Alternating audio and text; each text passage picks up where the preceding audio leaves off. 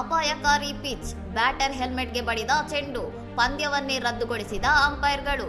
West Indies ಚಾಂಪಿಯನ್ಶಿಪ್ನಲ್ಲಿ levered island ಹಾಗೂ Trinidad ಮತ್ತು ಟೊಬ್ಯಾಗೊ ತಂಡಗಳ ನಡುವಿನ ಪಂದ್ಯದ ವೇಳೆ ಈ ವಿಲಕ್ಷಣ ಘಟನೆ ಸಂಭವಿಸಿದೆ.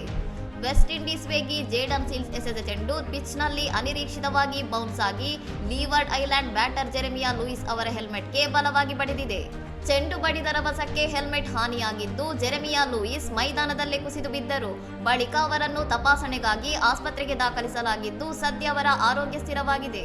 ಪಿಚ್ನ ಸ್ಥಿತಿಗತಿ ಆಟಗಾರರ ಸುರಕ್ಷತೆಗೆ ಅಪಾಯಕಾರಿ ಎಂದು ಪರಿಗಣಿಸಿದ ಅಂಪೈರ್ಗಳು ಪಂದ್ಯವನ್ನು ರದ್ದುಗೊಳಿಸಿ ಡ್ರಾ ಎಂದು ಘೋಷಿಸಿದ್ದಾರೆ. ಸರ್ ವಿವ್ ರಿಚರ್ಡ್ಸ್ ಕ್ರೀಡಾಂಗಣದ ಪಿಚ್ ಬಗ್ಗೆ ವೆಸ್ಟ್ ಇಂಡೀಸ್ ಕ್ರಿಕೆಟ್ ಮಂಡಳಿ ಸ್ಪಷ್ಟನೆ ನೀಡಿದ್ದು, ಮೇ 17ರಿಂದ ನಡೆಯಲಿರುವ ಫೈನಲ್ ಪಂದ್ಯದವರೆಗೂ ಈ ಮೈದಾನದಲ್ಲಿ ಯಾವುದೇ ಪಂದ್ಯ ನಡೆಸದಂತೆ ನಿರ್ಧರಿಸಲಾಗಿದೆ.